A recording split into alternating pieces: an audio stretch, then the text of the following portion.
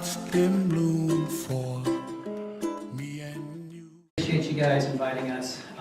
One of the things that I enjoy most is teaching. I love being a doctor, I love having a clinic, I love being there, but there's something about teaching. I could interact with one patient, or I could interact with 1,000 people, in a lecture or teaching and that type of thing. So one of the things that people should know about doctors is that, this is one of the most important things, is that the word doctor, all right, it comes from Latin and ancient Greek. It means teacher. We're supposed to treat you, but really most of all, if you look at the original Hippocratic Oath, not the one being used today, but if you look at the original Hippocratic Oath, it tells that those who take the oath and become doctors are first and foremost is to teach our patients how to take care of themselves. We have a motto at the clinic. We tell patients we will treat you till you become boring and we tell you to go away. Never become part of a doctor's retirement program. Get better, go away, spend your money somewhere else. All right. Also, a couple of things that were up here. There's a lot of vegan information up here. It's all free. I think there's a vegan video up here. DVD, or do we not have that today? Okay, well, there's a lot of vegan information, vegan recipes, lots of neat information. It's all free. Take it, enjoy it.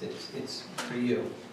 All right, so the main point to this lecture today is about case histories. I am, well, as you know, Dr. Spindelilus. I have been in medical practice now almost 20 years, and I have a lot of stories. My patients know I'm a talker. And one of the main points I try to make to patients is you are not being rude for interrupting me, because I will talk and talk and talk. So I'm going to try to keep this down as short as I can within the limits that you guys give me. So I have a lot of stories, and so today are my stories. That's really all I'm going to talk about today are stories. But the reason I really wanted to do this is because one of the biggest things that we see in the clinic when people come down there, like most naturopathic centers, most holistic or alternative, I don't like the word alternative, I like to think that we were the main one, and then you go to the ER when you have to. One of the most important things that we notice is that patients usually come to us as a last resort.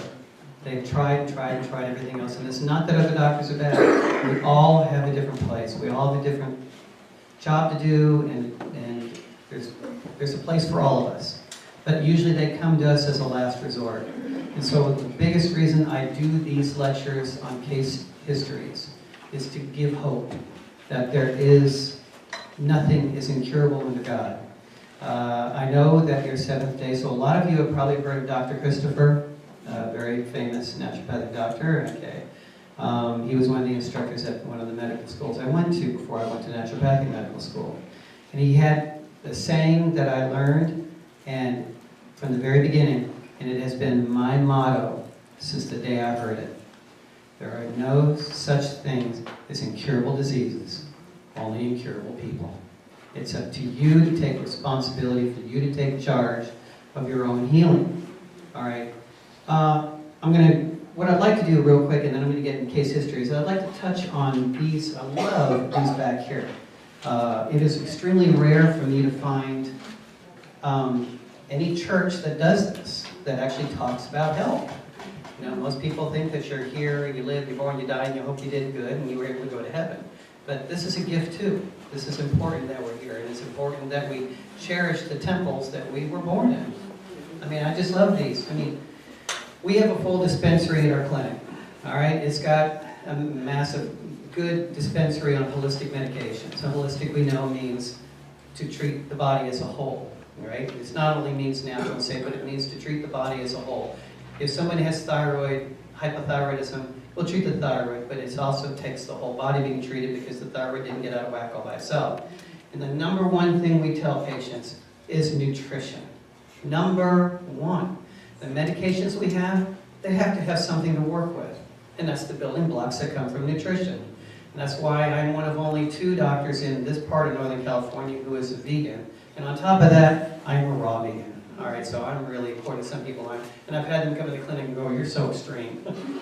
I don't think so. I think having surgery after surgery after surgery is extreme. And me eating good food is not so extreme. So nutrition is number one. Eat well. I think there was a question earlier about or a statement about what really is raw. For example, I'm not going to go into whole raw deep on here because I want to touch on a lot of others, but just to help you understand what raw means. All right, and that's important for everything else. Raw means that inside of us, we all produce this pool of enzymes every day, but we only make a limited number of enzymes. The best way for you to understand enzymes is to replace the word enzyme with catalyst. It starts something. An enzyme starts a process. It starts something going. And there are thousands of different processes that enzymes work with. But here's the problem. Enzymes get destroyed with heat. And all plant material, okay, because we're talking vegan here, all plant material has natural enzymes that are in them. They're there. But they get destroyed over 118 degrees. Anything heated over 118, so a lot of stuff dies here in Reading in the summertime. But anything over 118 destroys the enzymes. So as my wife and I, because I'm a raw vegan and she's a high raw, we don't heat anything that is going to be meant to be raw over 105. Because it definitely gets hotter in Reading than 105, and so we know it's still alive. And it is. So anything heated up, so for example, I have a baked apple in this hand and a raw one in this one. Okay, baked apples are great. Oh yeah, they taste wonderful. I'm not saying you shouldn't have them. But it was heated over 118, so all the enzymes that are inherent in it are gone. They're dead. So when you eat that, your body goes, okay, I recognize this is an apple. There are some good things that are in it. All right, even baked. But I'm going to have to use some of my pool of enzymes to start the process to break it down. That means those enzymes that I could have used for something else, I now don't get to. And over here, I have a raw apple. It came with everything necessary, the enzymes, everything. So when I eat it, my body goes, all right, I don't have to use any of mine in order to start the breakdown. So that's the definition for raw, okay, if that helps. All right, exercise, oh my gosh. We have so many cancer patients at the clinic, and one of the things I tell them is this is hard for them to get, or Lyme patients. You must exercise. Exercise creates endorphins, it supports the immune system, we were never meant to be couch potatoes. We were given 2 arms, 2 legs to keep moving. Plus exercise moves the lymphatic system. You have 2 circulatory systems in you. One's blood, one's lymphatic. Okay, lymphatic is the garbage, the sewer system. The blood system has a heart, has the heart. It's a pump. Lymphatic doesn't have a pump. It takes you moving, massage, things of that nature. You have to get it moving. So exercise, great. Water.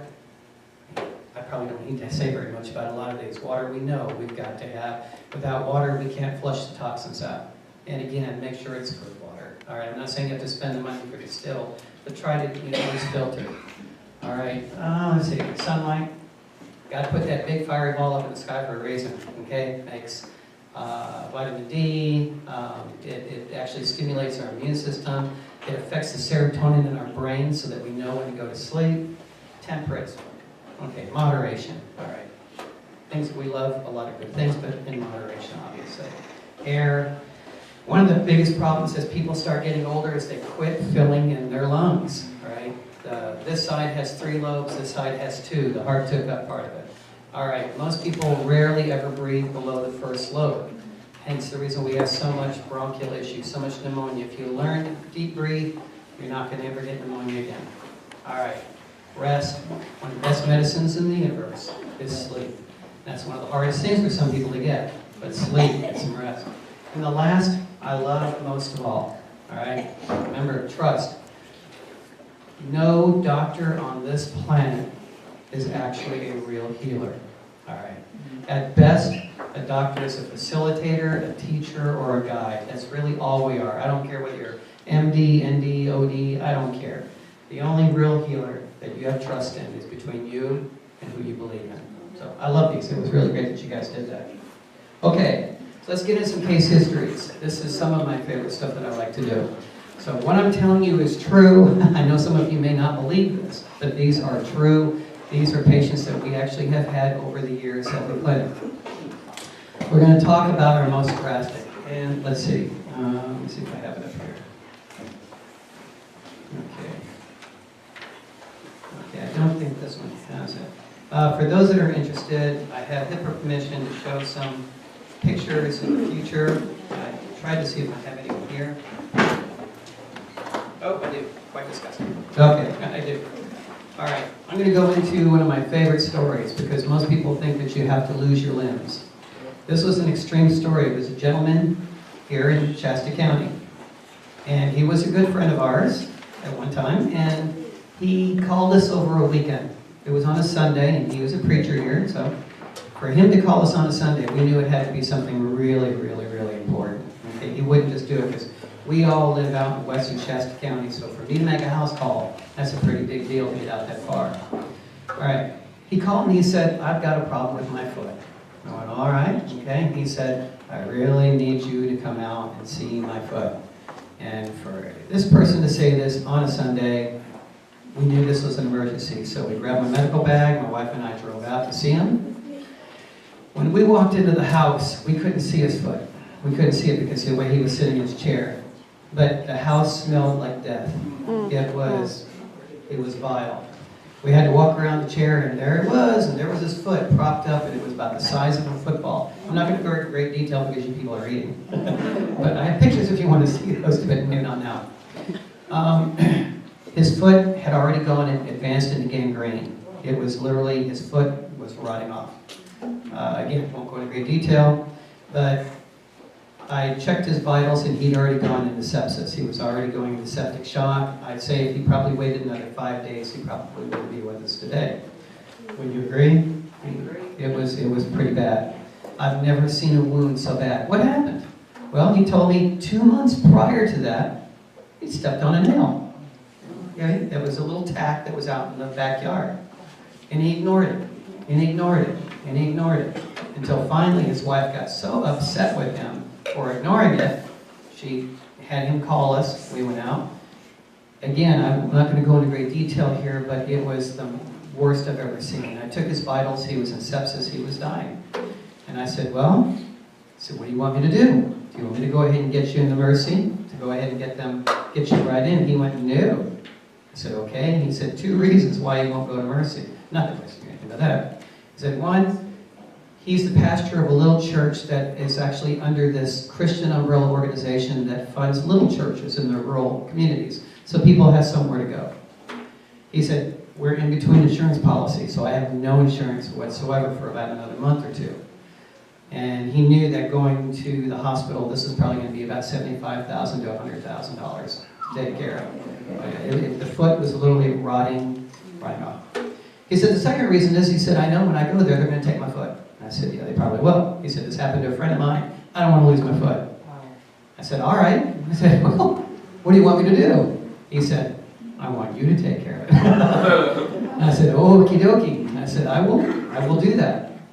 And this is one of the few times I really, some people might differ, but this is one of the few times I got really, really, really, really bossy. And I said, if you're going to have me do this, then you are going to do everything I tell you to do. All right? And I said, you are not going to preach for 3 months. You are not. Fortunately, where he's at, the house is on the grounds of the church. And he has lots of deacons. I said, I will write you a medical release, because you think God is his boss, but no, it was a company, a Christian organization. I had to write a medical release to have him off work for 3 months, which we did. I said, you cannot get on that foot for 3 months. You will have to take everything I give you. You will have to eat this way. You have to do this and this. That man did it. We get a lot of patients that come in and they fight and they fight and they fight and they fight, sometimes until they die, because they just will not change their diets. All right, he did. Not only did he change his diet, but I didn't tell you this. Why did his foot rot off like that? Well, while I was there, okay, so you guys will understand this, while I was there, figuratively, I kept having this little tapping in my head saying, check the blood sugar. And I'm going, I'm busy. Check the blood sugar. So finally I looked at him and I said, do you have a blood sugar problem? He said, well, as a matter of fact, about a year ago they told me I was pre-diabetic. I said, can I check your blood sugar? Because I keep all my kids with me in my medical bag. He said, yeah, sure, go ahead. Okay. You're not supposed to have, in theory, your blood sugar is not supposed to be above a 99. All right? I mean, we sneeze at 105, but you know. His was 300. Okay. So I said, you're not pre-diabetic, you're diabetic. And I said, this is why your foot is rotting off, because you're not taking care of yourself. He was overweight, ate terrible, blah, blah. So not only did he eat well during this whole process and behave, But we had him on so many holistic medications. I think it would be easy to say he was on hundreds of pills a day. We had him on more pills than to this day, except for maybe my wife, that I have ever put anyone ever on before. He was taking, I have patients that complain about 12 pills a day. He was on, I'd say, you know, I'd say he was probably on 200 to 300 pills a day, easy. And he did it without a single complaint. I was so proud of this man. Anyway, we have a medication called BF&C. It's Dr. Christopher's, and it stands for bone, flesh, and cartilage. It's not made of bone, flesh, and cartilage. It's for bone, flesh, and cartilage. It is a miracle healer. Actually, like I said, for those who want, I've got some pictures up here. You can see afterwards. He did it religiously, consistently. And I said, 3 months, it had to be all work. Well, because I couldn't have him up on his feet, I had to continue to make house calls, and I visited him once a week for several weeks, because he was kind of on our way home. And every week, within about a week, all the sepsis was gone. He was doing much better. All right, the infection was incredibly massive, what it did. But each week, he got better and better. Finally got to be where I only saw him about every 2 weeks. Then I got to be where I was seeing him about once a month. After about 3 months, I saw him, and I said, okay, at the 3-month mark, I said, you're doing great. We'll peel you a little bit off of some of the meds, and I released him back to work as long as he used a crutch. All right, so far so good. Again, saw him again about another month, and then we were about 4.5 months in. It was about 2 weeks since I'd seen him, and his wife came into the clinic, and this was so very cool. His wife came into the clinic, and she said, I just want to bring you a picture of the latest, what his foot's looking like. Okay, and it's actually in here, and I looked at it, and I said, it's almost completely healed up. I said, use up the rest of the meds he's done, which he had about 2 weeks left, so it ended up being about 5 months of hard work. Okay, I said, okay, about 2 weeks, just use up the rest, he's done, we're over with it, we're cool. She said, well, I have something else to tell you. So this is, the human body has an amazing mechanism for healing. Given the opportunity, the body will heal. God put this wonderful blueprint in you, that if you give the body what it needs, it will heal. Okay, well, she said, something we didn't tell you about with this individual. I said, oh. Because remember, I gave him a formula called BF&C. That was one of many. But I put him on the highest dosage I have ever put anyone on. Okay, it's meant to heal bone, flesh, and cartilage. Well, part of the reason this individual was so overweight was because of something that happened to him, and I didn't know about it. She said, oh, by the way, when so-and-so was in his 20s, he used to like to weightlift a lot. And he's a very tall man, okay? 6 foot something, easy. So he used to be a weightlifter, but obviously he was not being spotted correctly. In his 20s, literally crushed a couple of vertebrae in his back. So from then on, no more weightlifting, and I guess, you know, he gained more and more weight because you're less mobile. She said, just to let you know, he is weightlifting again. And this is in his 50s. This is only about 3 years ago. We gave him so much that the body, after it was done with his foot, it used some for his back. In his back, it was completely healed up, and he's weightlifting again. Not that I approve of it, because it's not healthy for you, but I'm glad that he could. So it was an added miracle we weren't expecting. Well, so 5 months went by, he's all healed, life is good. It was then that summer he came into the clinic, and this was just one of those little joys that you get that makes it all worthwhile. He came into the clinic to go pick up something, and I looked down and I said, oh, 2 tennis shoes, 2 feet. So he would have lost his foot, and it's under standard care. It doesn't have to be that way. I've had multiple patients with their feet and their toes because of diabetes. Every one of them have come in with gangrene, and every one of them healed up. It can be done, but you have to take the responsibility to be a part of it. All right, so that was that one. I'll interrupt just for a moment. We want to say grace.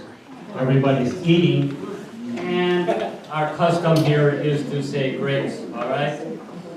Heavenly Father, we thank you for this food, and we ask your blessing upon it for our health and our strength. In Jesus' name we pray. Amen. And if you'll let me, just one thing on temperance. Our understanding of temperance is the total abstinence of anything that's harmful, and only the moderate use of that which is good. All right. Okay, so my next story. This is one of my favorites. Her sister's in here. Okay, this is a patient that I have got to say is one of the patients I have been most proud of in my almost 20 years of practice. She came into the clinic, this is just over 2 years ago. And when she originally came into us, she came in with psoriasis. We treat it, it's an autoimmune. Don't let anybody tell you psoriasis can't be cured. They'll tell you autoimmune diseases cannot be cured. They absolutely can. We've seen MS, muscular dystrophy, we've seen them. There's no such thing as an incurable disease. All right, well, she came in with psoriasis. She had some on her arms and legs. All right, I said, okay, for us that's boring, we can work with it, no problem. But then she said something else towards the end of her appointment. She said, oh, by the way, before we leave, she was there with her husband, would you check this right here? There was a little lump right here. She said, I had my other doctor look at it, and they poked it, didn't do anything else, they poked it and said, oh, that's just fatty tissue. She said, I just don't feel right about it. I have a tendency to trust patients in their own skin. You may be right, you may be wrong, but we have to give you the benefit of the doubt, because usually patients' instincts are close enough to where they're, even if they don't know what's wrong, they know something's wrong.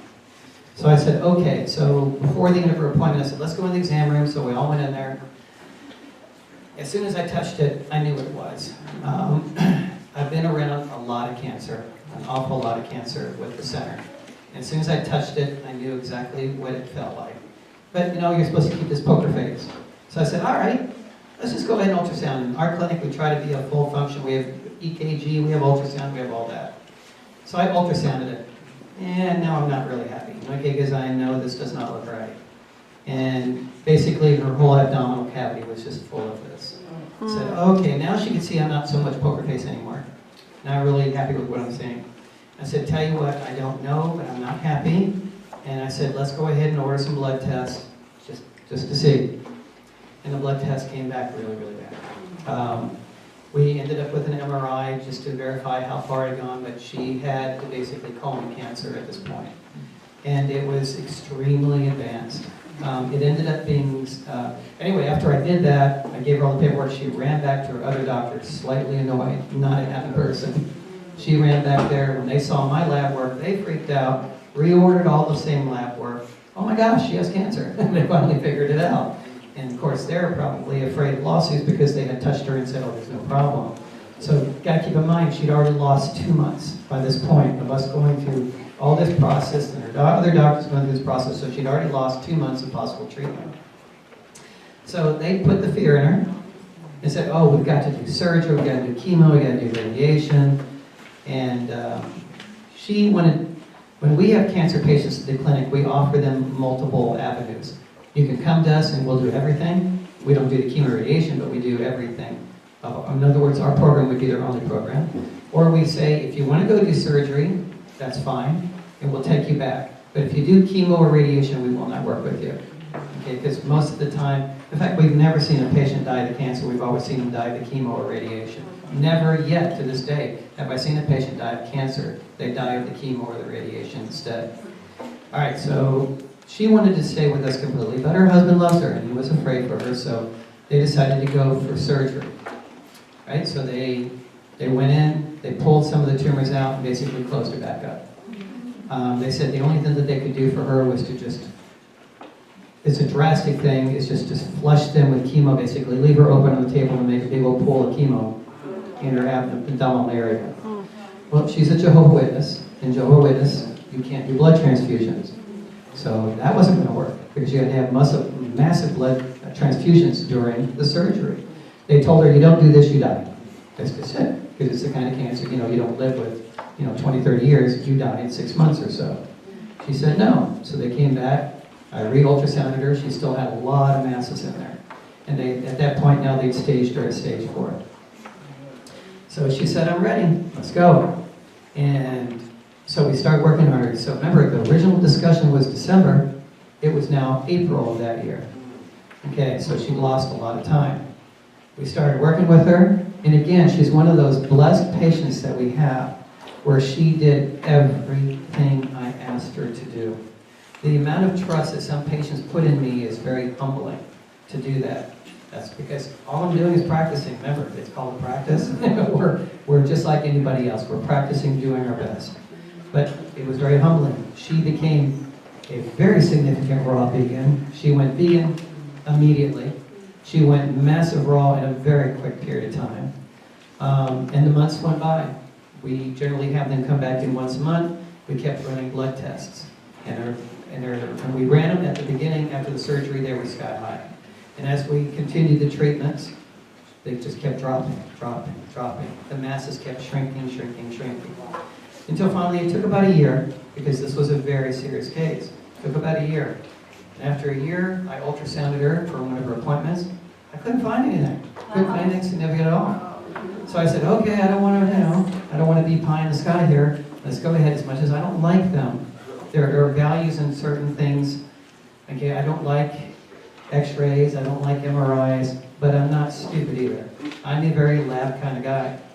While a patient might tell me they feel better, proof's in the pudding. And I want the patients to see that they're getting better. So we went ahead and got an MRI. And the MRI only found one tiny little spot. They said, we're not even sure what that is anymore. All right. So to this day, she still continues with the treatments, though now she's just, we're pretty much about done. Her labs look great.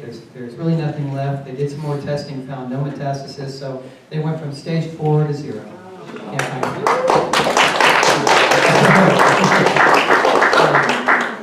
We're very, very, very proud of her. She's a wonderful lady, and I've talked to her over and over again to be a health advocate. Because when somebody survives something like that and they do it naturally, what a person to talk to. And she has offered that when need be, she will share her story with others. So, very blessed. So, okay. Oh, by the way, her psoriasis is all clear now too. It was a nice side effect. We tell patients that if you have to do a cancer or a Lyme, and I mean this, if you have to do something as significant as a cancer or a Lyme program with us, whatever else you have is going to go away. All right, because you're going to heal the body from the inside out. And one of the hardest things for cancer patients to hear is that even with our program, you will get better before you get worse. I mean, I'm sorry, you will get worse before you get better. You will. Sorry about that. Yeah, you're doing it. You will get worse before you get better. And a lot of them can't understand that. There was a patient with Dr. Christopher. This is not mine. She came in with cancer, and her whole family had told her, no, we got to do all the conventional, that kind of thing, modern, Western. And she said, no, I think I'm going to go with this guy over here, Dr. Christopher. And he said, all right, and he treated her and treated her and treated her. And she got worse and worse and worse, and she kept losing more and more and more. And we tell our cancer patients, the more serious your cancer, the more weight loss you're going to have. If this is a temple, then we basically have to build it from the ground back up again. Because cancer is a systemic failure of the immune system. I had a patient come into the clinic a couple of years ago, and she said, other than cancer, I'm healthy. I went, no, you're not. She said, no, my doctor told me you can be healthy and have cancer. That is not the case. If you have cancer, you are not healthy. All right. So the body had to be built from the ground back up, and she looked basically, by the time her family started really intervening, she looked like somebody out of Auschwitz. She looked horrible. And her family actually was literally getting ready to file legal suit to take over her medical care, to basically institutionalize her and take her away. And Dr. Christopher, she'd go to him, and again, this is where you get really humbled by the trust. Went to Dr. Christopher, and he told her, it's okay. This will pass. And sure enough, she literally turned a corner one day, and she started plumping up. She started turning pink. And they ran some tests, and the cancer was gone. So it might look really bad, but it is. I had a patient years ago. She did not continue to finish our cancer program. She said, your cancer program is messy. And I said, cancer's messy, and it's going to take time. Out of 10 patients that will come to our clinic with cancer, 7 of them I will never see again after the first visit. People think that you can cure cancer and still get to live the way you were, the way you lived before. You're there because of the way you lived. And it's a hard fact for a lot of people to learn. This is really fascinating. It tells you something about the educational system in this country when it comes to nutrition. The JAMA, the Journal for the American Medical Association, they did a survey, a one-question survey. It was only for MDs that are in the AMA, who have cancer patients, and who have cancer patients that are in remission. Remember, they don't call it cure, because they know it's only in remission. And it was a one-question poll. You as a doctor were to ask your patient in remission, all right, you survived cancer, survived. Okay, you're in remission. Should be a life-affirming event, should be something to cause you to change your priorities and get your perspective in order, right? You think so, right? Should scare you enough. Did you, having survived to this point cancer, did you change your lifestyle, dietary, anything? Did you change anything of your lifestyle whatsoever? Even the AMA was stunned at the results. 90% of the respondents said they didn't change one thing about their life. Hence the reason in the United States the average return rate is 5 years. That's right. So, and then if it happens after 5 years, it's a different cancer. All right. So let's go on to the next one. I'm going to talk about my favorite patient of all, my wife. Okay. All right. I can say her name, Peggy. All right. She is my naturopathic poster child. She has given me more practice than anyone else. You're okay with this, right? All right. When we first got married, she loved me. Absolutely loved me. Not sure why she did. But she didn't trust me. Okay. And that is not a fault. Where she came from, they don't know too much about naturopathic medicine. They're basically indoctrinated MD, MD, MD, MD. That's all you're supposed to do. Well, in the very early stages of our marriage, she was on 92 prescription pills a week, plus monthly hip injections. So 92 prescription pills a week, plus monthly hip injections. And I kept going, babe, when you're ready, I will be more than happy. Because we had a clinic, okay, around that time. And I said, when you're ready, I will treat you. Well, what were her problems? Okay, not that she didn't trust me. What were her problems? She had 3 main issues. This is back in Alabama. And what they call allergies here, don't even compare to Alabama. Because Alabama has so much humidity and therefore so much mold and pollen in the air that the allergies there are really quite phenomenal. I remember there would be nights she would sit up in bed just drowning from trying to breathe. All right, so that was one. The second one, periods. Horrendous periods. She had period at 16. By the time she let me treat her, she was 36. It says 20 years of these periods that were like clockwork, every 28 days. She was basically on the floor in a fetal position every 28 days. She didn't have endometriosis, didn't have ovarian cysts. It's just her hormones, which is incredibly common in this day. Her hormones were so far out of whack that every time that period came around, they were mind-boggling painful. Some of the worst I've ever seen. Go to all-night clinics, ERs, it was horrendous. And her third problem was Hashimoto's, hypothyroidism, all right? They'll tell you that that is incurable. Okay, my wife has long hair, so that must tell you something about Hashimoto's. All right. So, I kept telling her over the years, when you're ready, I will be happy to treat you. All right, no. She had another MD. Well, where our clinic was, we were next to a little pharmacy we worked with, and right down the walkway was where her MD was. And I would think that a female MD to a female patient, you would expect more compassion. But I've actually not seen that. My wife walked in there one day, I was in the clinic, she was at her MD down the walkway. She walked in, she'd been with this one for about 2 years. Walked in and she said, nothing you're doing is helping me. She said, my allergies are horrible, my periods are horrible, because they had her on everything, birth control pills, and it was just the full gambit. And so her MD looked at her and said, well, I give up. Okay, you're 36, you don't need those parts anymore. So she literally took out her appointment book and started scheduling my wife for a full hysterectomy the next week. the next week writing, okay, there are over 200,000 hysterectomies in the United States alone. And I would be willing to bet you about 0 of them are necessary. We have never had a patient that had to have a hysterectomy if they chose to stay with the program. I'm not tooting my horn, this is God's. I'm just the messenger. All right, so my wife had been with me long enough to know that's not a good thing. And she'd watched what her mother in her elderly years, what happened from her hysterectomy. So she kind of did the colloquial, back out of the office, come down the walkway. Came into the clinic, came back into my office. I was in between patients, and she had one word for me. Fine.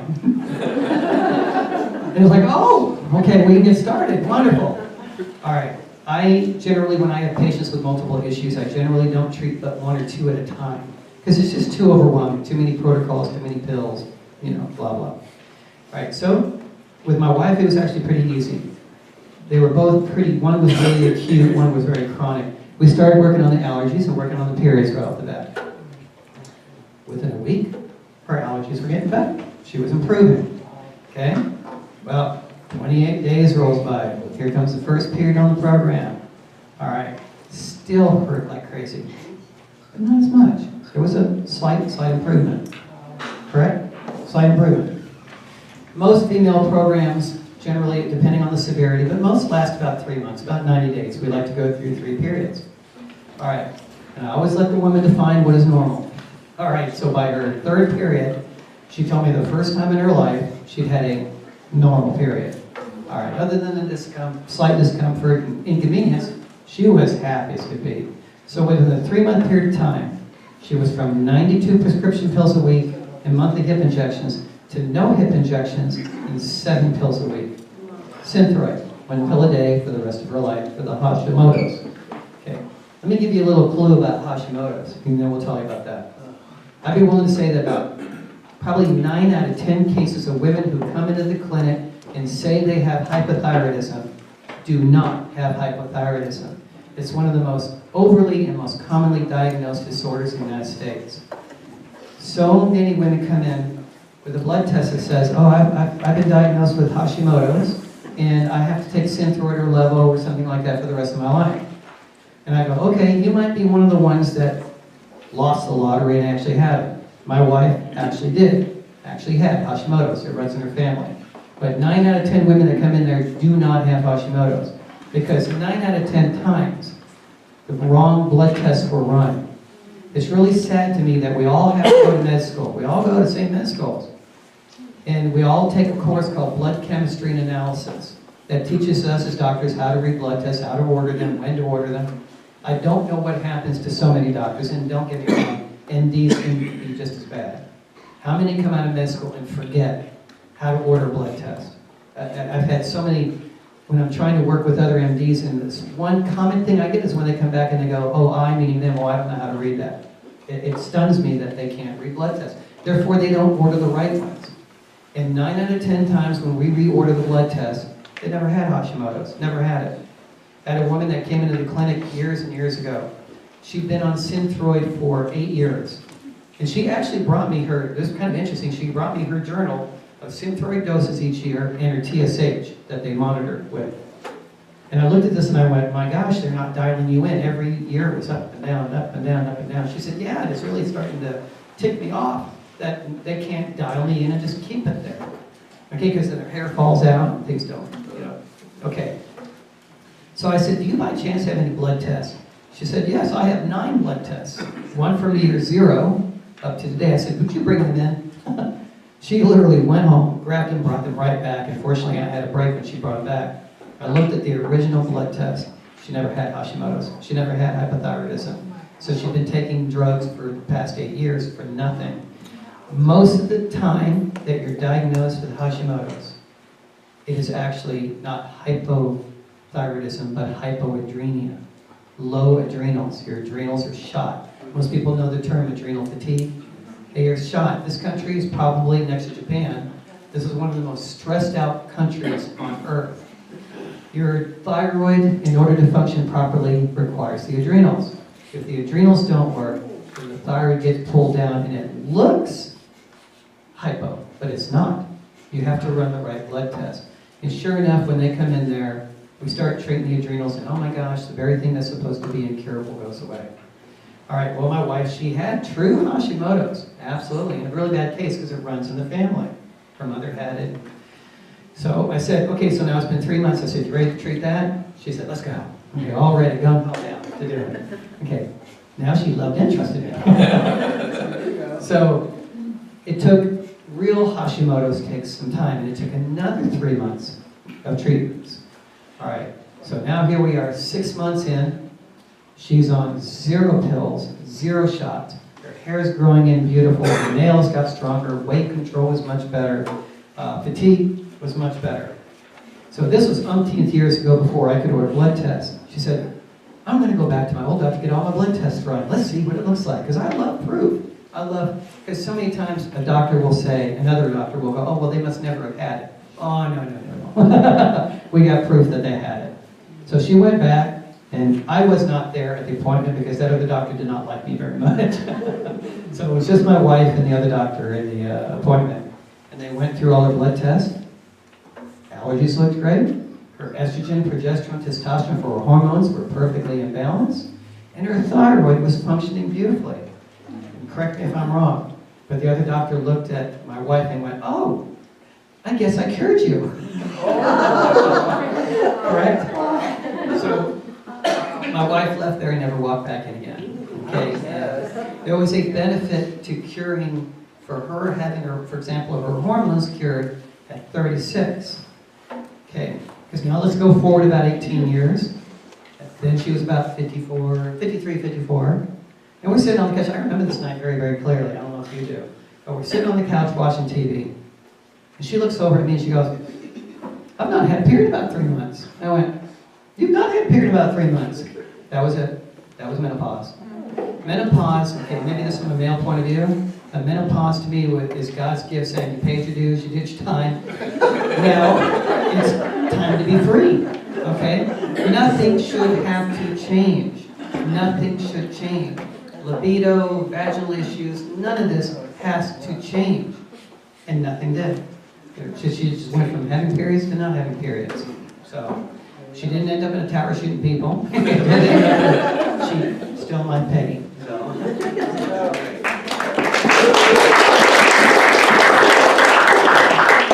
All right. Let's talk about a subject that's also near and dear to me, and that is autism.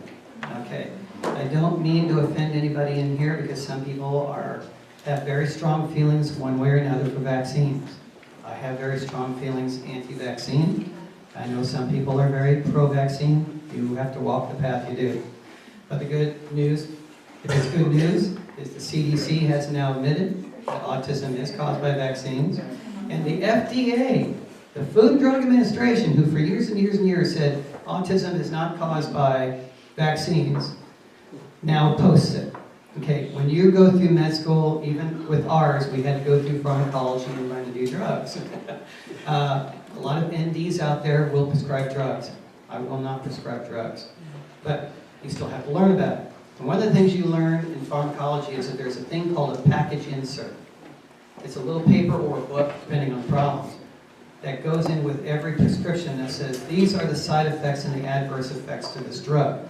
By law, you are supposed to either be given that material or explain the contents of it. Most of the time, that law is not being upheld. Most people are not given the side effects and adverse effects to what they're being given. All right, well, FDA.gov now lists the package inserts for all drugs. You have to know how to bore into that site to get to it, but you can't. And if you go to FDA.gov and you go to the one on DTaP, for example, the DTaP vaccine, if you drill down there far enough, you'll get the package insert. And what is on that package insert? Autism. It is on there. So even they admit it. Hence the reason that the government, federal government, has a fund to pay parents whose children have been damaged by vaccines. And to this date, they paid out about $3.5 billion to parents who have been damaged. Well, I had a wonderful little boy who's about 10 years old, came into the clinic, and he had autism. Okay, he wasn't severe, he was still functional, but it was there. He could not concentrate, his grades were suffering, he just had a hard time with it. So I told the mom we treated quite a bit. So I told her, I said, here's the sad news for him. He's going to have to change his diet. It's hard to get a child to even go vegetarian unless you got really good parental support. But I said, one of the most important things you must do is take him off any form of dairy. Any form of dairy must be removed. I don't care whether it's cheese, milk, butter, I don't care. And the more meat you can take off, the better. Well, this little boy, his face just fell to the floor. Because he said, no cheese pizzas. That was a big thing for him. And I went, oh, contraire. I said, there are alternatives. Because I'm not just a doctor, I'm also a certified nutritionist. And with our patients, anything about nutrition is free. We flood our patients with menu plans, nutritional charts, recipes, because our meds don't work, their meds don't work if you don't feed the body correctly. So what we will often do for children, we haven't done it in a while, but it's been offered again, is we'll throw you a little pizza party. It's all for free. I wasn't a part of it, but the staff was. And we said, Mom, bring him back to some of his friends. And we threw him a pizza party. It was completely vegan. There was vegan ice cream and vegan pizzas and macaroni and cheese. There were other snacks and meals. We wanted to show him, you can do this. When he left, he had pizzas under his arms. He was happy to go out. He was ready. He was happy to do it, and which made it easier for his mom to support him and do this. It was about 4 or 5 months down the road. We were seeing him once a month, and he was getting better, getting better. We had him on the holistic meds that helped with the brain chemistry and repair, but the biggest thing was the diet. After, I think it was 4 or 5 months, one of the most beautiful blessings I've ever had is when they came in for their last time. He was sharp as a tack. He was doing wonderful. Mom gave me a hug and said, thank you for getting me my boy back. Okay, again, that's not me. I'm just the messenger. So, nothing is incurable. All right, nothing yet. All right, let's go to something that is near and dear to everyone's heart, even if they don't know about it. And that is Candida. How many in here actually know about Candida? You guys are okay. You said yes? All right, okay. For those that don't know, Candida, okay, and patients despise me over this. When they come in, I already have the reputation. They come in going, I know what you're going to tell me to do. Because all the patients that come in with chronic conditions, I don't care if it's a chronic hangnail, you're going to do a Candida cleanse. Everyone that comes in with a chronic condition must do a Candida cleanse or I will not treat them. Because this right here is 70% of your immune system. This microflora right here, 70% of your immune system. Even an MD, and MDs are really bad at this, but they're getting better, okay, because they're not educated enough on this. But one MD, she wrote an article in a peer-reviewed medical journal sometime last year, and even she said that 70% of her patients that come through the door, the new ones, come in with Candida. Why? Because of antibiotics. Okay, antibiotics kill out the bacteria that keeps your yeast in check. You're all supposed to have a little bit of yeast. Because it's important, it breaks down sugar and alcohol, even fruit sugar. We're only supposed to have a little. But in America, we're only supposed to have a little sugar, a little alcohol. But it's reversed here. They have a ton of sugar, a ton of alcohol. And it feeds the Candida. This is 70% immune system. This has to be fixed first. All right, so we'll have patients that come in with multiple issues. And we go, before we ever treat those, as long as they're not emergency or seriously acute, we go, we put them aside. We have an 18-day program. I'm not trying to sell anything. I'm just trying to tell you how important Candida is. It's an 18-day program. You get that done, then we'll start treating your other issues. Because invariably, you get that fixed first. They have a tendency to heal much, much faster. Plus, it's a whole lot less expensive in the long run because you're not paying for an even longer program. So I'm going to tell you a miracle of a patient that happened with me, and this is a very Jerry Lewis telethon type thing, totally incurable. Okay, I've never had a case like this before. I've seen lots of autoimmunes cured. Like I said, multiple sclerosis, muscular dystrophy, on and on. But this was one that was really quite amazing. A woman came into the clinic years ago, and she had polygynia rheumatica. Okay, it's a autoimmune in the same family, neuromuscular family as MS, muscular dystrophy. Only in this case, you attack your own muscles. And most people with polygynia rheumatica end up being quite obese because just moving hurts so much that all they want to do is just sit and eat because food becomes comfort. I understand that, absolutely. So they'll tell you it is absolutely incurable. They will put you on higher and higher doses of prednisone and Imuran and things of that nature. So she came in, and I always ask patients, please bring me in your past records, because sometimes, often, we can see a misdiagnosis. Well, no, she truly had it. She did have this. It was correct and treated for years just to maintain it where she wasn't in too much pain. I said, all right. We'll go ahead and put together a program for you, and I'll get it to you. I'll get you the information. Before she got up, she went, oh, Doc, by the way, I forgot to tell you, I have Candida. I went, oh? Okay, this is before I had it mandatory that I treated patients with. I said, okay, tell me why you think you did. Oh, she had it. There was no need for testing. There was no need. She was rampant with Candida. Okay, so I said, all right. I said, my preference is, you're not going to die of autoimmune anytime soon. You know, long time. Let's go ahead and get rid of the Candida first, then we'll treat the autoimmune. Remember this, 70% of the immune system resides right here. And what is polycythemia rheumatic and MS and all those? They're autoimmune diseases, immune, remember that. So, we instructed her, dispensed the meds, off she went. I didn't hear from her for 18 days, because one of the things we do is all patients get my email, because we want them to have access to us 7 days a week. They can email me, because I want them to be successful. Okay, I didn't hear from her for 18 days, so that sounded good, all right? She came in for her follow-up right after 18 days, and I went, well, how did you do? Because it can be rough, it can be hard, it's a good detox. She said, well, I did great. I said, good. She said, oh, by the way, because remember 18 days, which is 2 weeks and 4 days. She said, by the way, Doc, 2 weeks into the cleanse, all my pain went away. I went, oh? She said, now most autoimmune conditions can take easily 9 months to a year.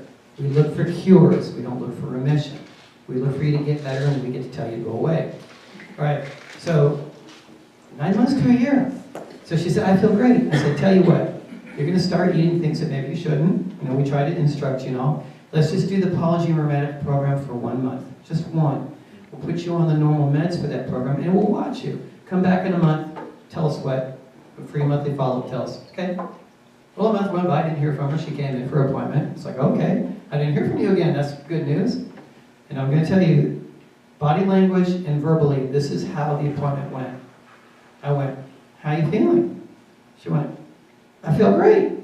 I went, go away. That was it. When it's Jerry Lewis telethon, and I mean that out of respect, something that is incurable that takes hundreds and hundreds and hundreds of millions of dollars to find a cure for, she was over in 18 days. That's not a normal case, but it shows you how insidious Candida can be. So just kind of wanted to pop that little message in there that most Americans get it, because most Americans, all it takes is one time having an antibiotic, and you'll have it. Okay, one more autoimmune.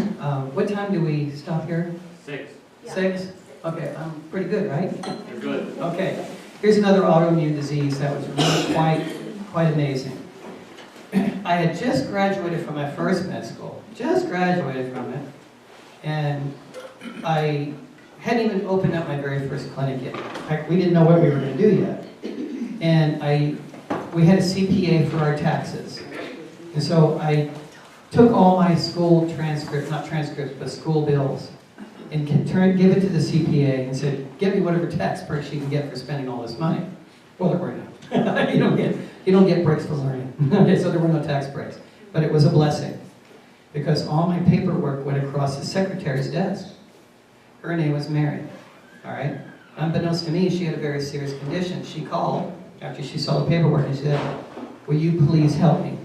And I went, I just graduated, but what's the problem? She had, see, it's a wonderful word, had.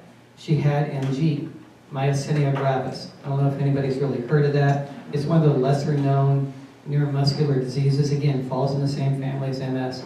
Myasthenia gravis is really quite devastating.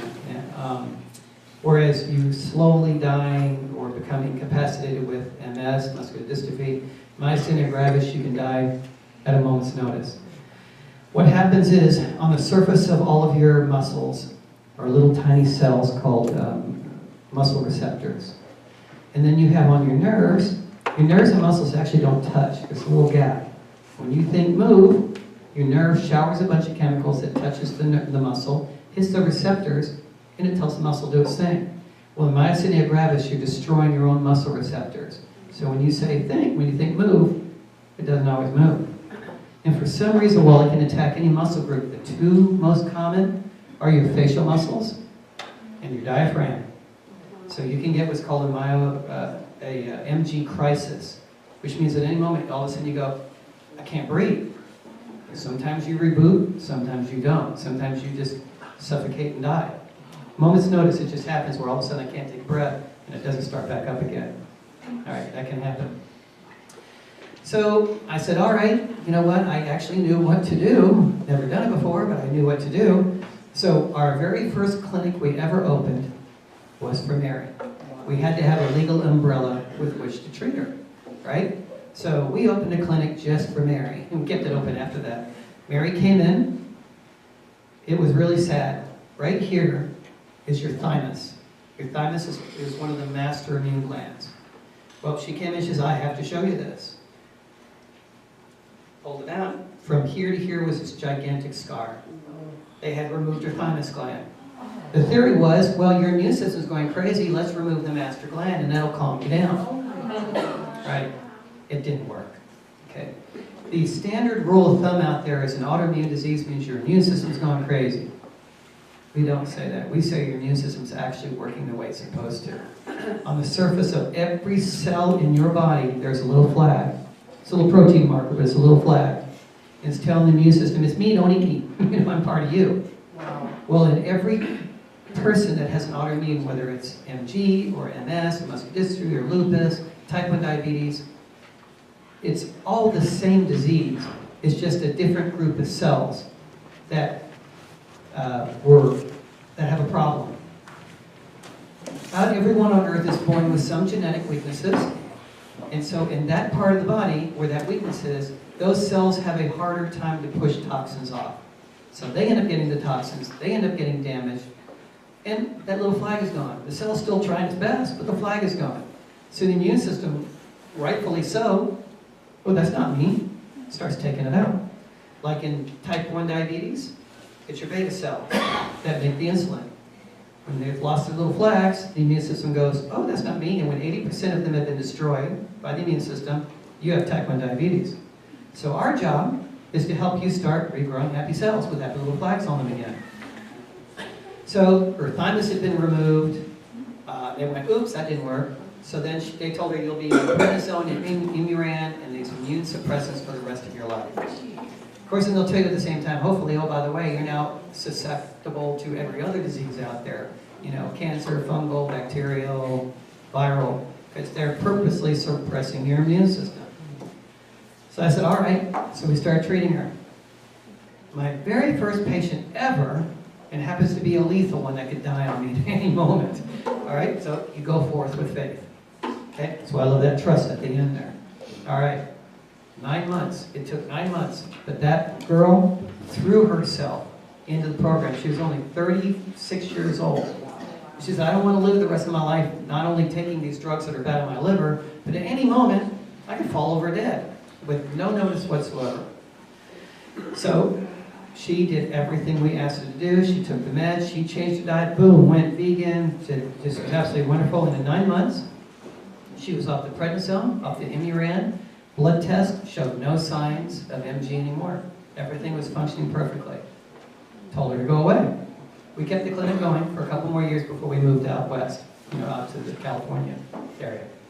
Well, as it would be, little miracles have a way of cropping up just to teach you lessons. 7 years. 7 years went by. And we got a notice from the IRS that there was a boo-boo on our tax return. The $200 error had ballooned to $600. So, but it happened at the time that CPA was running our taxes. So we got on the horn and said, please fix this. You're the one that messed it up. Okay? But when I called, who answered the phone? Mary. Okay?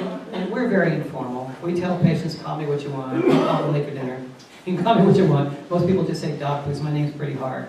But we were first name basis. She went, Iredell. I went, Mary. 7 years. And I said, how are you doing? And she said, it never came back. So don't ever accept that there's an expiration date on the bottom of your foot. All right. Did you have to pay the $600? Yes, we did. Actually, we did. Yes, we still got burned for it. That's a whole other story. We paid. Okay. Couple more stories real quickly for you. And I also, if you guys would like, I'm more than happy. I love doing it. I also love question and answer. So if you guys are interested in asking questions when I'm done, I will be happy to do that. Okay, another one. I'm trying to give you stories to give you hope, and I'm also trying to let you know how sometimes the simplest of problems, root problems, can cause some of the most devastating of disorders. All right. One of the most common disorders here, and Christy sure knows about this because of the amount of patients we get coming in there, are parasites. All right. Even the CDC, the Center for Disease Control, we don't get along very well, but we do agree on a couple of things. And even they said that 1 out of 6 Americans have parasites. Yeah, little worms and bugs in the gut. Not the good bugs, but the other ones. All right, I personally think that that's a little conservative. I think it's more than that. Yeah. Because if 1 out of 6 Americans have it, then why is it that 1 out of 6 that we test for don't have it? Okay, now granted, I'm picking those that I think have it, so maybe that raises the odds a bit. All right, well, here's a gentleman that came in about 3 years ago, and he came in with massive gastrointestinal issues. Wait, I want to talk about diverticulitis too in just a moment. You made me think of it. Okay, he came in with massive issues, and no other doctor had helped him. It just wasn't getting any better. And I said, well, have you been out of the country lately? Yes. Because he's had this for 3 months. Well, I said, what did you do 3 months ago? Because that is one of the things about naturopathic medicine. As a naturopath, it is actually part of the medical code of ethics. This is our job to get to the root cause. I've actually had MDs come to me very ticked off, not at us, but at their med schools, going, why did I go through med school and no one ever taught me to deal with chronic conditions? MDs in general, and they'll admit it, do not know how to cure chronic diseases. They're taught how to write prescriptions for them, but not how to cure them. And so I've actually seen a couple of MDs go to naturopathic school because they want, I need to cover all the bases. All right, so my wife was asked one time, a patient came back up front and said, is it easy to be a naturopath and an MD? My wife went, no, because she went through it with me. We have to go to regular med school, then we have to specialize in naturopathic. So, no, none of them were figuring it out, so I said, you get to give me a present. Okay, because he had just gotten back from Mexico. And it doesn't mean you have to go to Mexico to get parasites. There's a lot of different ways to get parasites in America. He said, yeah, I was in Mexico 3 months ago, but I never left the resort. I stayed right on the resort. I said, did you eat fruits and vegetables there? He said, yeah. Not that fruits and vegetables are bad. I mean, I'm a raw vegan. But they're watered with the water. They're sprayed down, and the water has a lot of parasites in them down there. I said, well, you get to give me a present. You get to bring me back. So we have a little kid, and he brought me back a present. And then we checked it out at the clinic. It's one of the worst I've ever seen. You know, normally when I'm checking, I have to kind of check the slide around, look around. Oh, no. Very first view, this guy was massively full of parasites. So we put him on a very, very simple program. And in 3 weeks, they were all gone. It's that easy. The thing with parasites, the reason I'm bringing it up is they're easy to cure, but when left chronic, they can cause cancer. They can cause autoimmune conditions. They can cause so many different conditions. And for some reason, maybe because it's not fun, stool testing isn't done anywhere near enough in this country. And it's the easiest test. I have a patient bring me in a stool sample, and I can literally know if I have a break, I can know in 5 minutes. All right, and very often, that can be the root of their problems. Okay, so I had a little 9-year-old girl come in. Cutest little thing, came from England, had a beautiful little lilt in her voice. She came in, they'd been patients for years, and she came in and they were sitting, her and her dad came in, and she was sitting in one chair, he was in another. He said, tell the doc. She said, well, yesterday morning, I woke up and my bum was itching. I went, oh, okay. Well, I was thinking her bottom. In England, bum isn't bottom, it's vagina. I went, oh, your bum's itching. No, my bum is itching. So obviously she has a good relationship with her parents. They checked, and they found a worm in there. Okay. I said, well, tell me what's been going on lately. Well, not few weeks passed. They found a little stray kitten. Okay, and they brought the little stray kitten in. I said, does that kitten sleep with you? And she said, yes, the kitten does. I said, because parasites come out at night. I said, what happened is, you got it from the kitten, and then as far as your bone is concerned, I said, at night, this one came out, and before it went in, it took a wrong turn. It never made it back to where it wanted to go. So, again, same case, just to prove it, she gave us a sample, we checked it, and she had parasites, and we treated her. In 3 weeks, they were all gone. So, one of the biggest clues, and so this is good for you guys, one of the biggest, most obvious symptoms of parasite infection, and usually it takes a mate to tell you, a partner of some type, telling you that if you grind or clench your teeth at night while you're sleeping, that is actually a prime symptom of parasites. And so patients will be going through all these things with me, and their husband or wife is in there, and they'll be telling me, and I'll go, and I'll look over at when I'm getting suspicious, and I'll like, do they grind their teeth at night? Yes, they do. Okay, so that actually, just for your own edification, you or someone you know grinds their teeth a lot at night. It can become because of stress, but it can also be because of parasites. In fact, it's very common here with parasites. To the diverticulitis. All right. The question was, can it be cured? Because you will be told it can't. Okay. We had a patient a couple of years back. Been a long time. He and his wife had been patients for years, and they would come in when they needed to, but generally they come and get better and go away. That's the way it should be. Well, we hadn't seen him in a couple of years, and he came in, he went, I've been misbehaving, not eating right, and I got to where I started eating pizzas and stuff again, you know, not the good pizzas. And he said, I'm starting to get, and he was in his 50s, almost 60, I guess. Yeah, about 60 years old. And he said, I'm starting to get a lot of pain down here. And so he said, they have another doctor they go to because of their insurance, because they're Medicare, and that's one of the only ones that don't take, but we have tricks for it. He had gone to him just to get a colonoscopy done. And they went, oh my, you have very serious diverticulitis, polyps, and infection. We've got to put you immediately on antibiotics. Well, these people had been with me for years, and they knew no antibiotics. Because that's a whole other set of problems after that, your immune system. So, he said, well, I'm going to go see my other doctor, and the nurse got extremely angry with him. Said, you must take these, you are extremely sick, you must take the antibiotics. Was trying to bully him. He said, no, I'm going to go see my other doctor. Okay, and she was just furious. Well, he came over, gave me the report. I said, okay. Put him on a 60-day program for the diverticulitis. Within a week, the pain was going away. He was feeling better. 60 days. I said, let's give it 60 days because he wanted to go back and get another colonoscopy. I love these stories. Went back. After 60 days, went back, got colonoscopy again. There was nothing there to see. It was all gone. He went to the nurse and went, see? She was like, well, that's nice. Okay. So, yes, it's very curable. And if you've been eating really well for years, and if you can eat little seeds and nuts and they don't bother you, that's a really good sign. Really good sign. Okay. I want to go back to the Candida one more time on this because this was a great story.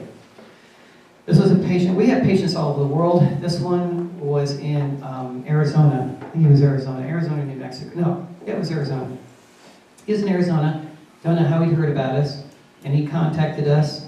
And we will do long distance if it needs to be. I prefer to have patients local, but long distance we will, of course, do because you can't expect people to always fly out here to the great metropolis of Redding, California.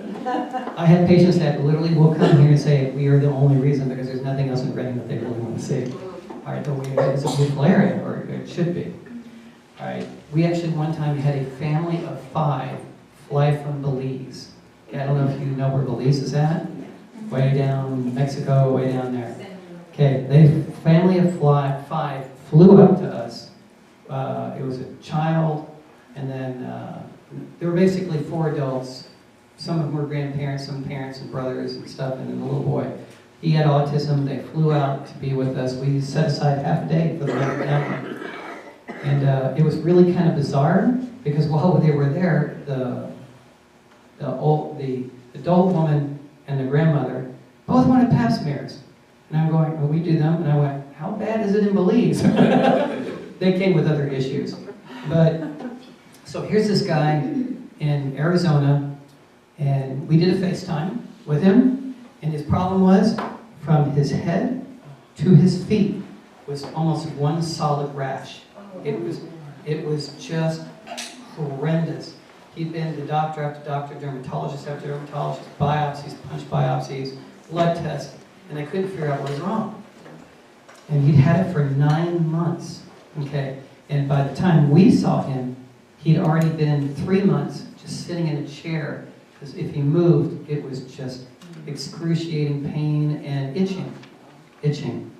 Okay, so it wasn't shingles, okay? I looked at it and I could see him. I pretty much knew right away what it was, but you know, I was going to work your way through the intake. But I said, okay, tell me what happened 9 months ago. Okay, because there is always a cause. What happened 9 months ago? He said, okay, had to think about he and his wife were on FaceTime. They thought about it and went, well, 9 months ago, I wanted all my mercury amalgams removed. Okay, all right. You have to be careful the dentist you go to. Most dentists do not know how to do it right. And he went and got it cheap, done in Mexico. All right, what happens when you have your mercury amalgams removed? Anybody know what happens to you? Okay, mercury is a massive heavy metal. Okay, you might as well have given yourself a massive antibiotic. It will wipe out all of your bacterial flora. So it's just like you took a massive dose of an antibiotic. So I said, what you have, didn't even need to run any tests. I said, what you have is called Candida vasculitis. Women have a tendency to get it. These are really horrendous rashes that itch really bad. I always ask them, do you feel like you want to claw it off? And they go, yes. And if it gets wet or hot, is it worse? Yes. Women have a tendency to get under the breast, under the arms, in between the legs. Men have a stronger tendency where it just ravages their arms and legs and trunks. It's just different the way it shows up. So I said, well, you have Candida vasculitis. You have a heavy metal toxicity from the teeth, the cavities being removed, the fillings. So I said, well, the first step we're going to do is a Candida cleanse. And of course they said, I knew you were going to say that. Because people don't want to do it. Oh, you have to be a vegan for 18 days. It is a special diet and it's special holistic meds. And I tell patients it's 18 days of your life. You know, you've been around for decades. 18 days you can do this. And it's actually a very nice diet. Love that lady. 18 days is not a big deal. He did it. He and his wife actually did it together. By the time the 18th day rolled around, a rash that was from here to here, there was just a little rash left on his arm, about this big. We went ahead and then did a heavy metal detox after that. The rash completely disappeared and never came back. Life is really very simple. We're the ones that complicate things. Life is very, very simple in the long run. Yes? Do you have any patients with Crohn's disease? One of my favorite subjects. She asked about Crohn's disease. That's another one of those incurables. Okay. Crohn's disease, it is an autoimmune. Okay, you're destroying your own tracts of your colon. They'll tell you it is incurable. Well, I had one particular story. A young lady came in, blood in her stool, massive pain. I mean, the list goes on and on and on. And they had her on prednisone. They had her on all these drugs, and they weren't helping her one little bit. So the next course is surgery. Let's just cut it out. Well, fortunately, she came to us before then, and we started treating her. We have a very specific set of holistic medications that heal the lining of the colon, that soothe it, and also others that are not immunosuppressants, but immunocalmers. Okay, there's a very different subject here. To suppress the immune system can be a very bad thing to do. But an immunocalmer, we have one that calms the immune system while keeping it strong. Because what we're doing is, okay, autoimmune, we're not blaming you, immune system, we're just saying we want you to chill out a little while we try to help fix this problem, and then we'll let you be a little bit more active. And we do that. And within the first month, she was feeling better. By the time 3 months had gone by, about 90 days, she was showing very little symptoms, no more blood. It was all healing up. Okay, but it's interesting that, remember how I told you, it's up to you as the patient to take responsibility. Because I had a failure, so to speak. I had a patient come in, 30-year-old gentleman. He came in with Crohn's, and he came in and he said, okay, it's going to take this and this and this. I'm not happy with it. People want to be able to literally have their cake and eat it too. Okay, well, not with Crohn's. Okay, and I said, you're going to have to do this and this and this. He was grumbling around. So we put him on what's called a 3-day cleanse. Okay, it flushes that colon out and starts to heal the liver. He didn't even make it. I think he made it to day 2. And he called us up and he said, Doc, this is bad. I'm actually going to the bathroom. I'm going to the bathroom a lot.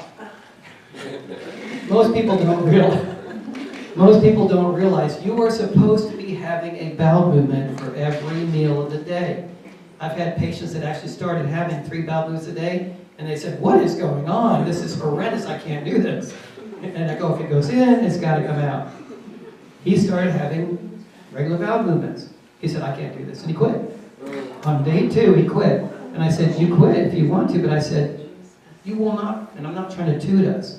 I'm saying, you go back. You're going to be on prednisone and such for the rest of your life. That's fine. I should not have to go to the bathroom 3 times a day. Yes. I have a question for Brian. Sure. I don't want to interrupt you. Were you done?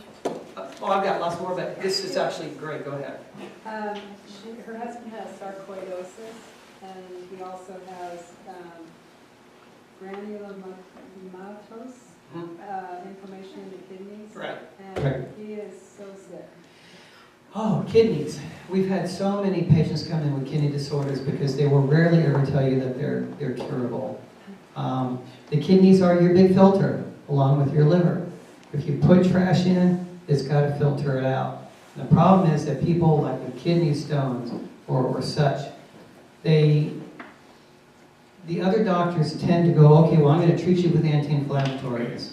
Okay, I'm going to give you things that will break up stones. Usually they don't. They usually just go with surgery. Instead of going, let's get rid of the garbage you're putting into the kidneys. Let's take the load off of them. So the kidneys are actually pretty easy to work with. But again, it always boils down to one thing. Hence, like I told you in the beginning, out of 10 new cancer patients that come to the clinic, 7 will never come back after their very first appointment because they won't change their diet. I had one woman years ago that I didn't ask her to go vegetarian.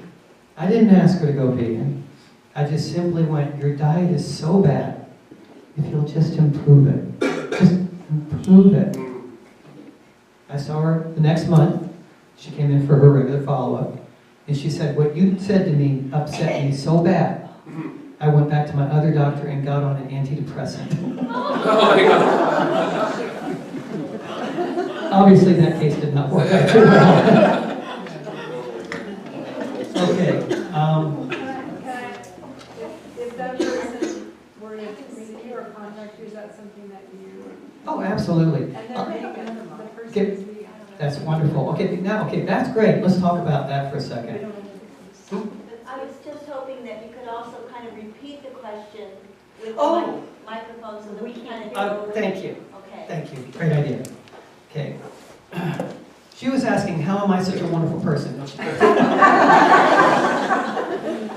She's the individual, is a friend of hers who has a kidney disorder, wondering if we can treat it. Yes, we can. There's not a condition I know of that we can't treat. That's not making me a great doctor. I'm saying there's nothing that is incurable. But the next question was an interesting one. This is really important to touch on. She said, well, her friend's already a vegan. All right. Okay. My wife has come to a conclusion that I really wholeheartedly agree with.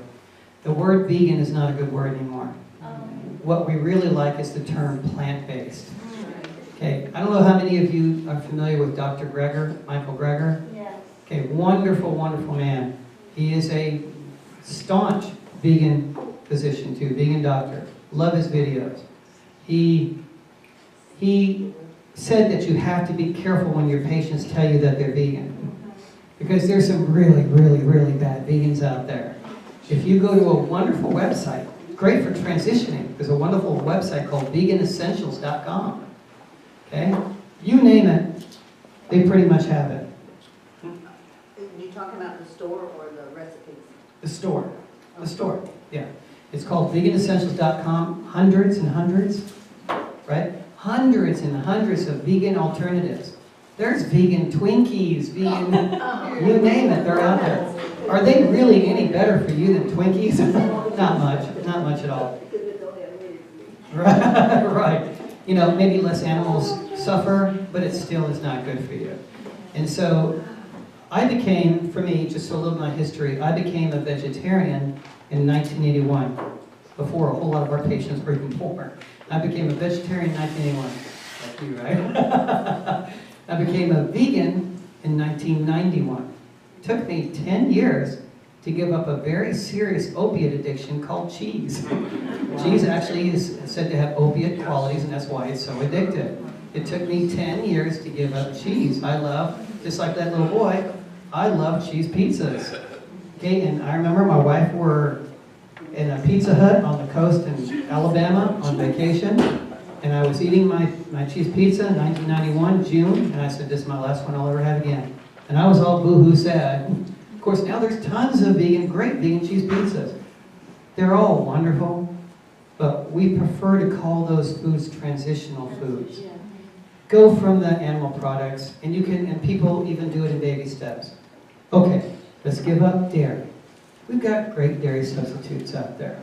Then let's give up red meat. Let's give up this and this. You can do it slowly or quickly.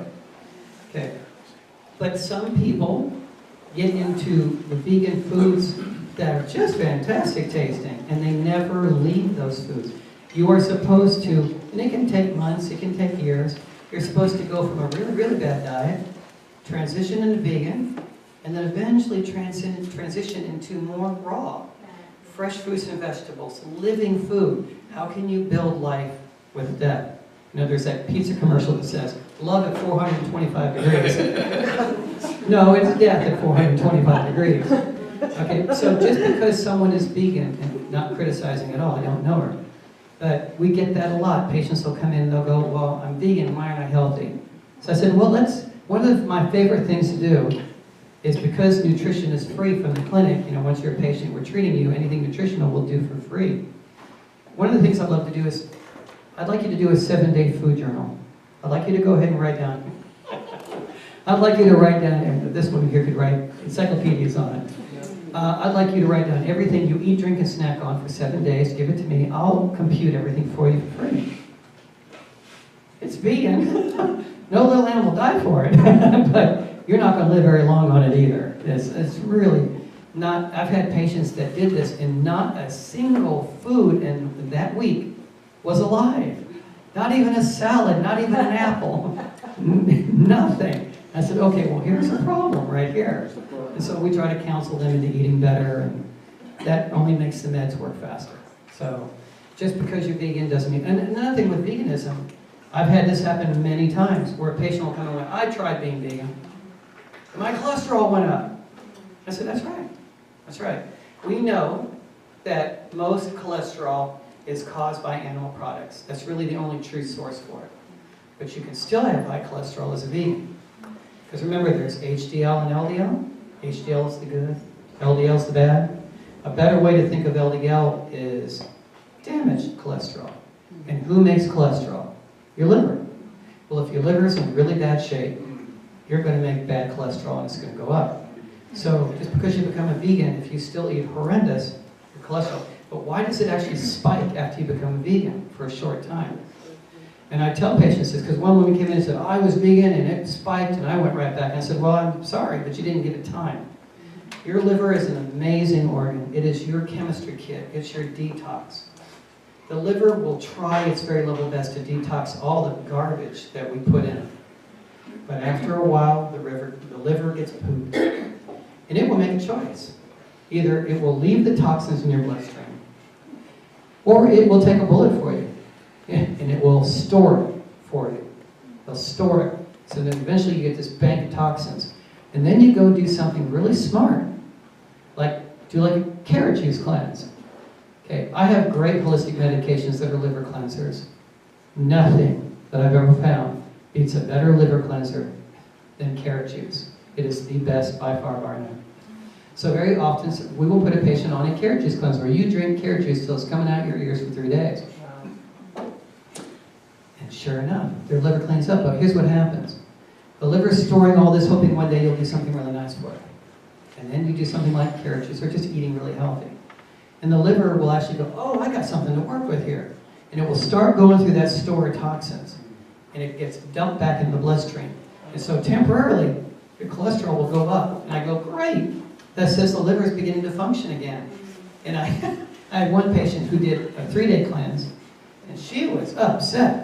Because around day 2, she was turning orange. And she said, the carrots are turning me orange. I said, no, they're not. Oh, no, it's the carrots. Carrots are orange, I'm orange. I said, no, you're actually yellow. It looks orange.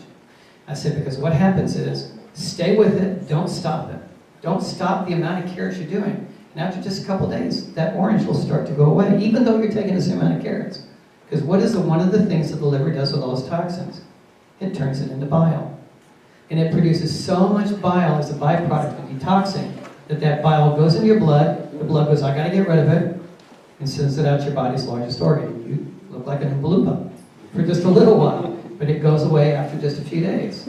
So one of the things that I used to not see, because like I said, we do ultrasound at the clinic, I used to not see fatty livers in patients until they were like in their late 40s or 50s. I'm now seeing 25 years olds with fatty livers now. All right, and you can see the fat in the ultrasound. All right, so because people are eating worse and worse and worse now. So I don't know of too many people except little tiny ones that probably don't have to do liver cleanses. But most others, by the time they get their late teens, they pretty much do. All right, trying to think of anything. Oh, this is kind of a. Okay, go ahead. On your carrot juice detox, do you eat anything or is it just drink carrot If you actually do a carrot juice cleanse, what you do, okay, we can go into more detail some other time, but basically it's 3 days. There's more to it, but basically in 3 days. Every morning, a big old glass of prune juice with a tablespoon of olive oil in it. The olive oil is important here because it lubricates the bile ducts, keeps things going. Every morning you do that, so guess what? You're not going to be far from the bathroom. And then for the rest of each day, so it's prune juice every morning, and then for the rest of the day, it's literally this half-hour carrot juice, this half-hour water, this half-hour carrot juice, this half-hour water. And you do that all day long for 3 days. How many ounces? It's usually about 8 ounces. Great question. All right. Dr. Christopher got asked one time, said, how do I know when I'm drinking too much of something? So Dr. Christopher had an answer for him. He said, okay, I have a test you can do. All right, what is it? Do I need to write this down? No, it's actually pretty easy. You'll figure it out. All right. Okay, so how do I know if I'm drinking too much of something? So take these 2 fingers. All right. Put them right here. All right. Push your head over. When it comes out your ears, you've had enough. Just keep doing it. All right. So, yes? The liver is the only organ in the body that will heal itself. The liver is an amazing organ. Yeah, I like kind of how you phrase heal itself. Any organ can heal, but the liver has within it the things it needs to self-repair. Good job. Good job. I like you. Okay, another story. Okay, this is minor stuff, but it's amazing how many people get convinced to take drugs for the rest of their life, especially for something that seems very minor. Okay, 15 to 35% of all women in the U.S. end up with vaginosis. Okay, I don't know if everybody knows that, bacterial infection down south. All right, 15 to 35%. Well, 25% of all pregnant women do. Okay, but you're also told by a lot of doctors that once you get it, it's incurable. We had a little 9-year-old girl come in the clinic 6 to 8 months ago. A little 9-year-old with very, very, very serious vaginosis. It was actually E. coli. Okay, where does E. coli come from? Yeah, poop. That's right. The poop gets on the meat. That's right. But, okay, what happens with a lot of little girls and older girls? They wipe in the wrong direction. Okay? So they end up getting a bacterial infection there. They've been to this other doctor and he said, oh, put you on tons of antibiotics and you'll live with this for the rest of your life. She came into the clinic and we swabbed, we checked. Oh yeah, you got it. Again, not tooting my own horn, you are the healers. Within a week, it was all gone. It was completely gone. The body is an amazing gift, and it can heal from anything. All right, I think we've out, right? Okay, I could talk and talk, so I need to quit. Anyway, I appreciate this. It was a joy teaching everyone here. And Let me bring you songs from the woods to make you feel much better than you could know.